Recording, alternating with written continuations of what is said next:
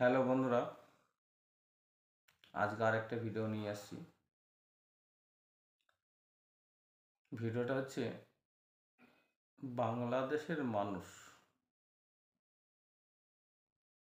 যারা ঘুষপেটি মানে শব্দের অর্থ হচ্ছে আমাদের ভারতবর্ষে যারা ক্ষতি করতে এসেছেন আর কি।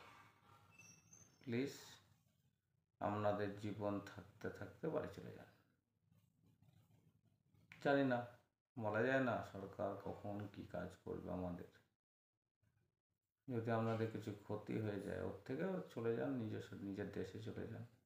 ওখানে গিয়ে নিজের জীবনযাপন করুন, পড়াশোনা করুন, চান করুন, ভালো করে জামা পান, পড়া শিখুন, আর নিজের দেশে ভালো কাজ করা শিখুন। বুঝতে পেরেছেন? নিজের দেশটাকে আগানোর চেষ্টা করুন। এখানে আপনারা কিছু পাবেন না। মনে করছেন 2-1 বছর মধু পেয়েছি, ভুল কথা। যদি আগেও আবার 2-1 বছর মধু পেয়ে যান, এটা কিন্তু আপনার স্থায়ী নয়। আপনাদের ঘরে যেতে হবে। এইবার যদি না যান, সরকার, আমাদের ভারতবর্ষের সরকার এমন পদক্ষেপ নেবেন, হাতে দেখো চুতোর লাল হয়ে যাবে। তা চুতোর সেই বাঁদরের মতো লাল করে যাওয়া ভালো? চলে যান, ভালো থাকবেন, আপনাদের সম্মান আছে। আমরা এখনও আপনাদের ঘরে সম্মান করছি, চলে যান প্লিজ। আপনাদের সয় সম্পত্তি আছে, ওগুলো গিয়ে একটু চাষবাস করুন। চাষবাস করে চেষ্টা করুন অন্য দেশে বেচাকেনা করার। এসবগুলো করুন। বাকি মানুষ হন, মানুষের মতন কর্ম করুন, পশুর মতো না।